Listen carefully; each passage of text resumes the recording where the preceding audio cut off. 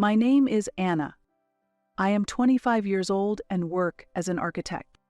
While handling my duties at a local architectural firm, I spend my days off relaxing by reading books. My childhood was unimaginably tumultuous, a stark contrast to my current peaceful life. The person who brought me happiness was not my biological parents, but my aunt, who is always cheerful and overflowing with love, 12 years older than me. Today, I want to talk about precious memories with her. As a child, I was treated coldly by my strict parents, especially noticeable in the first grade. Making such a simple mistake. Don't you think it's embarrassing not to get a perfect score on a first grader's test? They scolded, and all I could say was, "I'm sorry." Why did such a child come from us? My mother would say disappointedly. Their sighs were painfully heart-wrenching. Failing to meet their harsh expectations, I was a mix of frustration and sadness.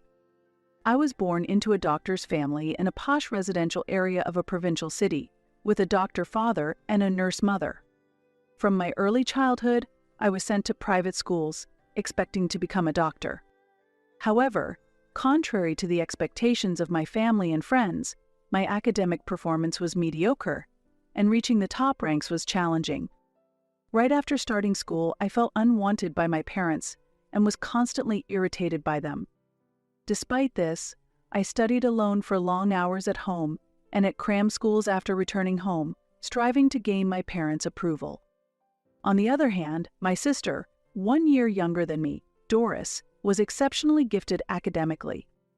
Even as a kindergarten student, she was learning advanced material that surpassed mine. This meant that if we took the same tests, she would perform better. Naturally, my parents were captivated by the high-achieving Doris, spending most of their time and resources on her, which led to me being forced to quit cram school before the second grade. Being abandoned by my parents was a shock, and I immersed myself in solitary study in an attempt to improve. Despite these efforts, my parents only saw me as not only poor in studies but also a gloomy and reclusive person. However, the bond between us sisters was strong, and Doris always adored me. This was certainly reassuring, but my self-loathing from feeling inferior to my sister never disappeared. As I progressed to the second grade and my sister Doris entered school, the unfair treatment became even more severe. On holidays, to broaden her education, my parents often took only Doris to theaters and museums in the city center. I was told, giving pearls to pigs who don't appreciate their value is a waste, and I was forced to stay home alone until dinner. Doris, always wearing a guilty expression, seemed to want to say something to our parents but never spoke up. I spent my time alone at home, continuously crying to the cheerful voices of other families I could hear outside. Feeling unintelligent, I believed neither my father nor my mother cared about me. Having thought parental love was everything, I continually blamed myself. Then one day, my parents decided to take only Doris on an overnight trip to a distant museum, likely thinking they couldn't leave me alone for 2 days.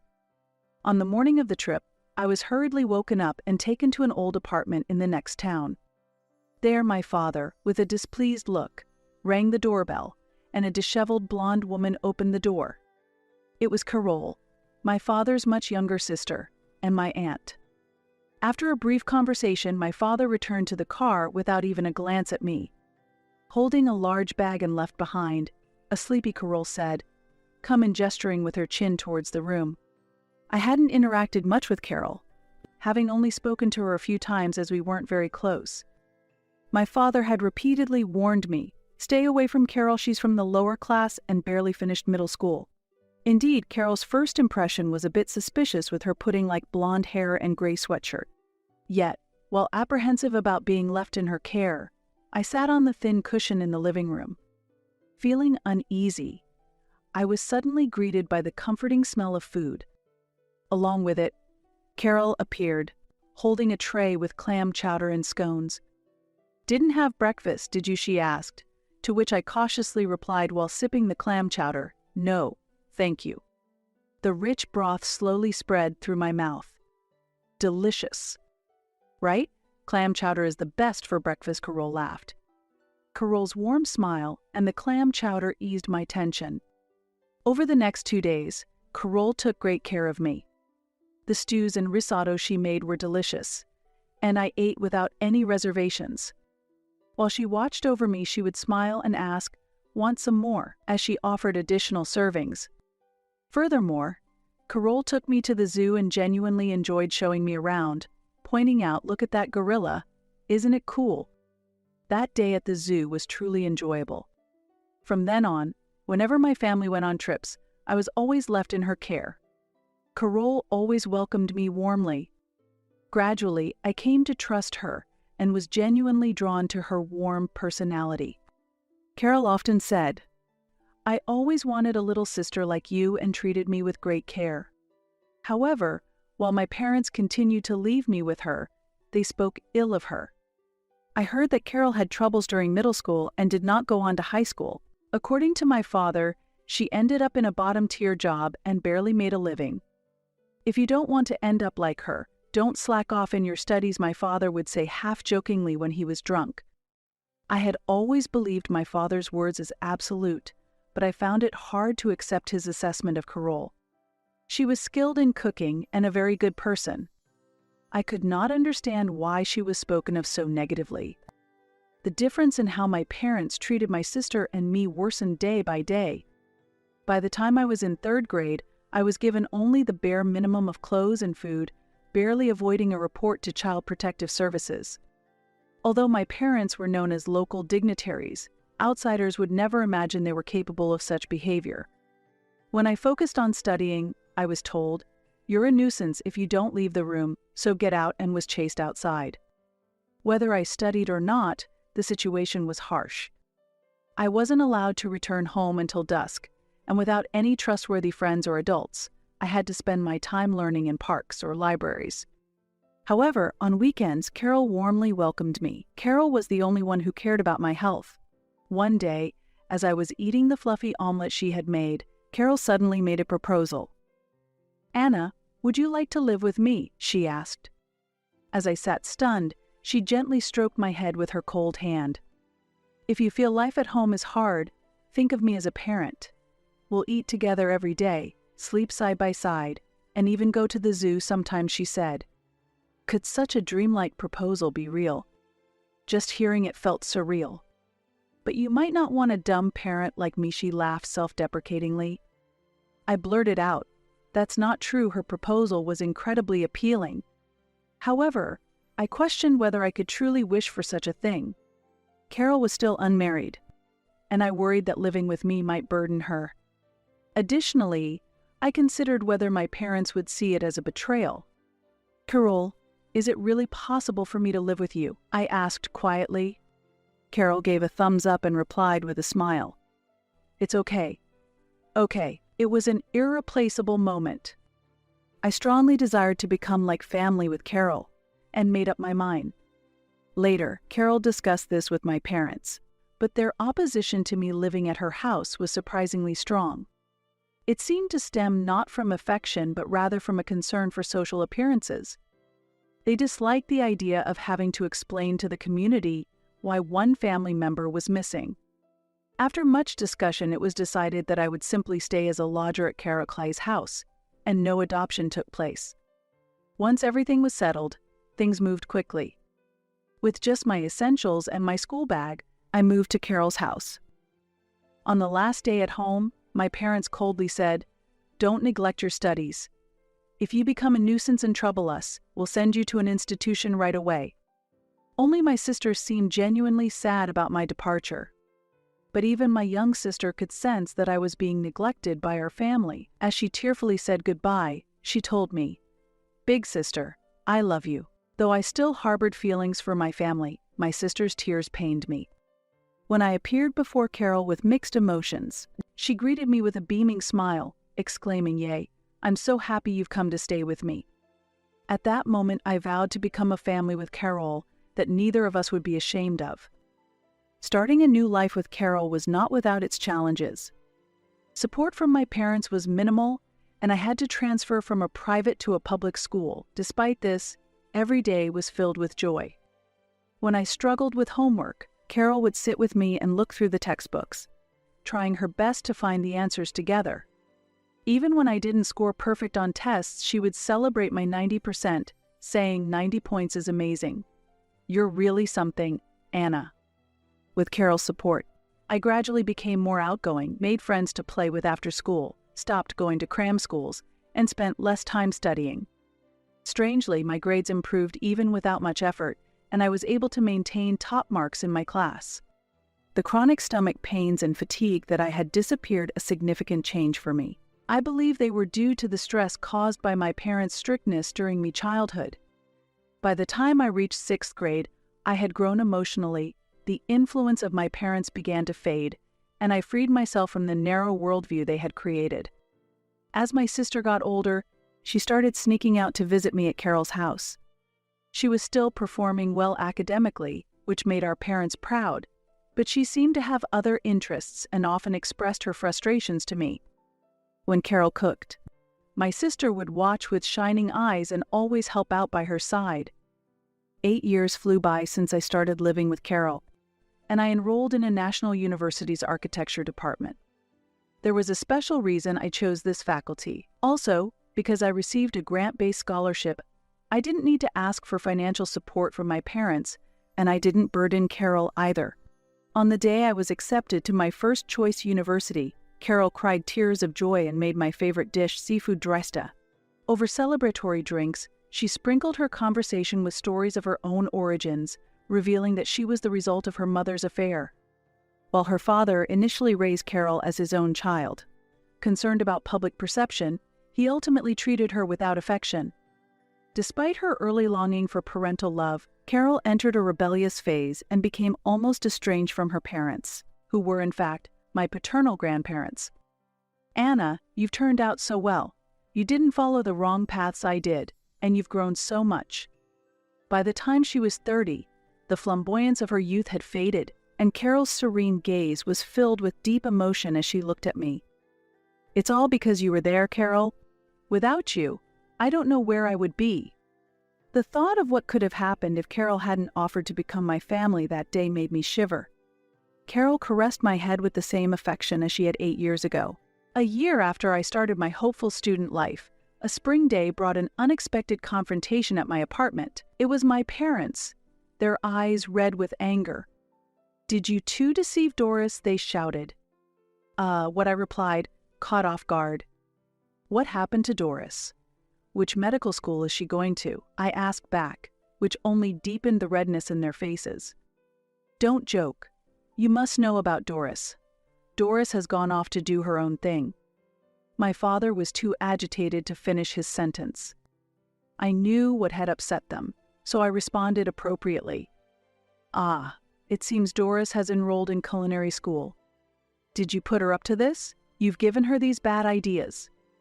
I hadn't done anything of the sort. In reality, while Doris let our parents believe she was preparing for medical school, she had secretly aspired to study nutrition and was accepted into that program. She will be starting her studies in nutrition, not medicine, this April. You think you're in a low place, so you're jealous of your sister becoming a doctor. How wicked, my mother accused me angrily. That's not true. Doris chose her path on her own. Don't lie. There's no way that an excellent child would choose to be a nutritionist. In fact, Doris is not ultimately aiming to be a nutritionist, but I kept that fact to myself.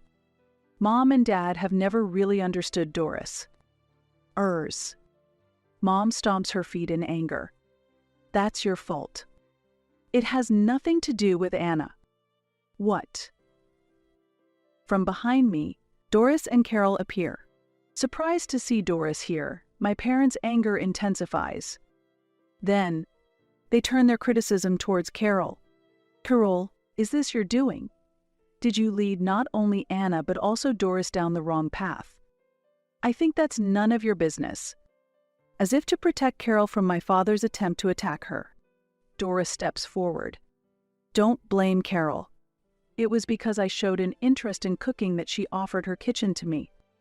Indeed, as Doris visited Carol's house to see her, she developed an interest in cooking and gradually became passionate while helping out in the kitchen. Focused solely on her academic performance, my parents seemed not to notice even when she came home smelling of sesame oil.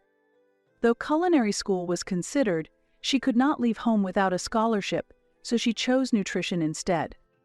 Like me, Doris received a grant-based scholarship, which enabled her to stand up to her parents. She aims to be a chef in the future. My father's lips tremble with anger. Doris, I'll accept you taking a gap year, so withdraw from the university immediately and go to a preparatory school. I absolutely refuse. Doris firmly opposed my father's unilateral outburst. Seeing this, my mother tried to reason with Doris gently. Doris, going into a profession like nutrition or cooking, which anyone can do, isn't worthy of your talents. Everyone is expecting you to become a doctor. In that case, Mom, can you cook? What? If anyone can do it, do you know how to perfectly fry popcorn, shrimp, or make bechamel sauce? Well, It was clear that my mother was not skilled in the kitchen. She had always relied on deli foods and delivered meals to get by. As a result, Doris and I were completely enchanted by Carol's home cooking. While my mother was at a loss for words, Doris laughed coldly. It's really ironic to live relying on the help of others to cook for you, and then look down on chefs. Well, instead of forcing me to become a doctor, it would be better to give my place to someone who truly desires to be one. It would contribute more to helping others. That's just an excuse. Mom, Dad, don't you know? Actually, my sister is far more talented than I am. What? My parents stood with their mouths agape. There's no way that's true. Do you even know which university my sister is attending? My parents looked at each other.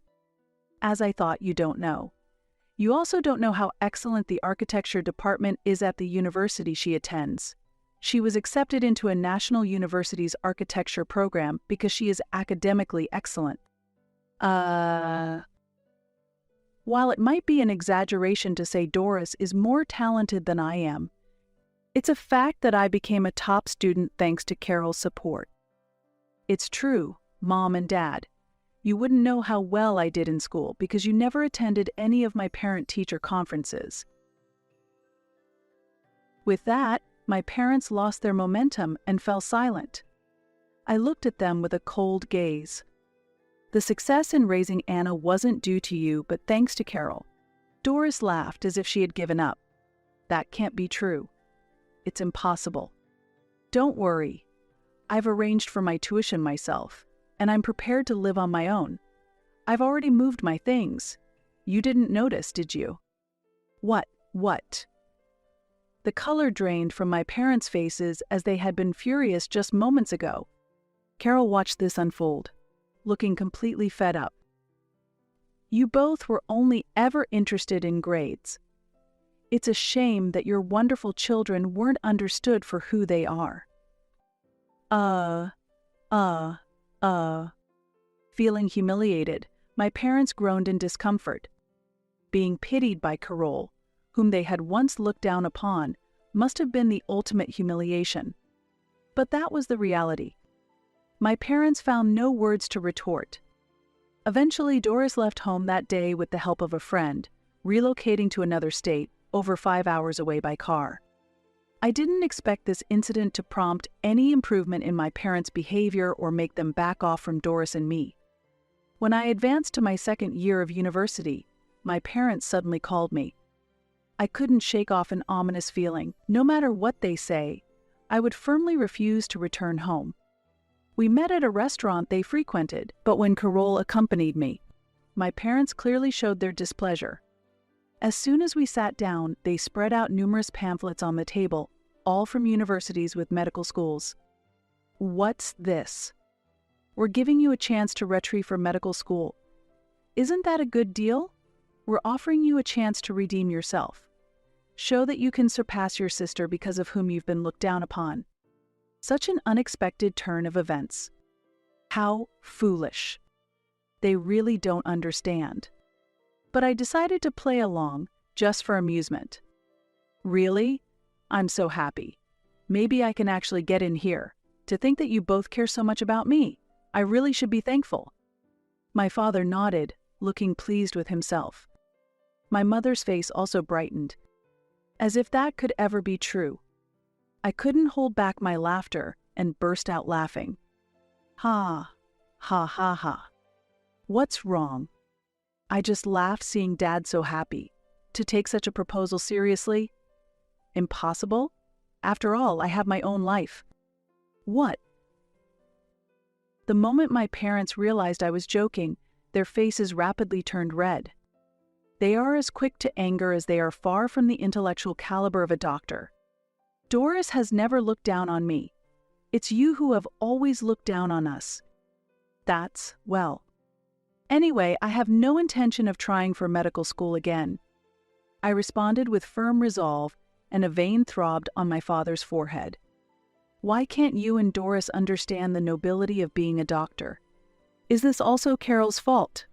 Once again, my father directed his blame at Carol, completely missing the point. Carol simply gave a wry smile. "Brother, you're so stubborn. What did you say? Anna and Doris aren't denying the work of doctors, they just have passions elsewhere. And those are in professions like architecture, nutrition, and cooking, which anyone can supposedly do. Even if they are jobs anyone can do, that's fine. What?" Startled by the sudden voice, my father turned around to see two muscular, healthy-looking men standing there. "Who are you?" "Perfect timing, you just insulted an architect and his son." "What?" They looked surprised. At that moment, Carol stood up and gently pulled the young man next to her closer with her arm. "This is my husband. It's an honor to meet you, brother-in-law. I am Alexander Davis. Carol has told me a lot about you." Yes." Carol's husband smiled, showing his white teeth. Actually, Carol had started dating Mr. Davis 5 years ago, and they officially got married when I turned 20. Despite my reassurances, they were stubborn and affectionate enough to wait to marry until I was an adult. As a result, I became close to Carol's in-laws and developed an interest in architecture. When Carol suddenly announced her marriage and her husband spoke meaningfully, my parents were taken aback and lost for words. Next, Carol's father-in-law stepped forward with a smile and began to speak. "Nice to meet you, Dr. Barnes. I am Davis, and I run an architectural business in this area. I understand Anna has heard about my work from Carol and has taken an interest. You are truly an insightful, wonderful person." Yes. "I am planning to retire from the field soon, and I would like Anna to join our company as an architect and learn the ropes to carry on in the future." "How dare you decide such a thing on your own?" As they raised their voices, Davis opened his eyes wide and stared at them. "Even if you call it presumptuous, the fact that you have shown no interest in Anna so far is undeniable. Trying to manipulate Anna after her sister has left the house is quite reprehensible, don't you think? How rude. How much do you think outsiders understand about us?" "Indeed, that's true. But then again, human relationships are mostly about interactions with others." "What?" Davis looked around. My parents also looked around and could see their faces losing color. Other customers at the restaurant were looking at them with cold eyes. Raising one's voice inevitably attracts attention. Everyone is disappointed. We never thought Dr. Barnes, whom we've respected for so long, could look down on others like this. That's not true. As my father trembled, his favorite dish was served. The chef of the restaurant brought it over. "Dr. Barnes, I'm sorry. It must be difficult for you to eat food prepared by us ordinary workers. You no longer need to endure it. Unfortunately, this marks the end of our relationship with you. I will communicate the same to other restaurants." "Wait, that's not what I meant. We feel it is not appropriate for people who can be replaced to use your clinic, so we will no longer visit. I will inform my acquaintances of this as well." What? All eyes in the restaurant were on my parents. Unable to withstand the pressure, they left the restaurant in a hurry, leaving their food and pamphlets behind. Since that incident, my parents no longer pressured me to pursue a medical degree. After some time, they approached me pleading, "We want to clear up everyone's misunderstandings." It seems the incident at the restaurant led to a significant decrease in their patients. The hospital was originally established a long time ago and had many regular elderly patients who overlapped with the clientele of a similarly long-standing restaurant. Due to word of mouth among the local elderly, a reputation spread that the hospital has the worst doctors who disregard their patients, and patients began moving to a newly opened hospital near the station. The doctors at the new hospital were not only skilled but also personable, and not a single patient returned to the hospital my father runs. In a short period, the management deteriorated, stress built up, and my father lashed out at the staff, resulting in nurses and administrative workers resigning one after another. This further fueled rumors that the hospital has an ethical problem with its doctors, leading to a continuous decrease in both staff and patients. Operating the hospital had become a financial burden. My parents believed that if I could clear up the misunderstandings, everyone would return, but once a bad reputation is spread, it is not easily erased. In fact, most of the reputation was based on truth, so there was no need for correction. However, some exaggerated stories also existed. For example, there's a story about my father standing up in a restaurant and yelling, "This incompetent chef," and demanding an apology from the chef. Though this isn't true, I strangely have a memory as if I had witnessed such a scene. Eventually, the family-run hospital had to close, and there were voices of blame from relatives. Unable to bear the humiliation, my parents sold our proud family home and started a reclusive life in the countryside. 5 years have passed, and I have successfully built my career as an architect, working for the architectural firm run by Carol's in-laws. While I still have a way to go compared to the top designers, I am diligently working every day to achieve my dream. That dream is to design the diner operated by Doris and Carol. Additionally, Doris and I hope to open this place once a week to the local children.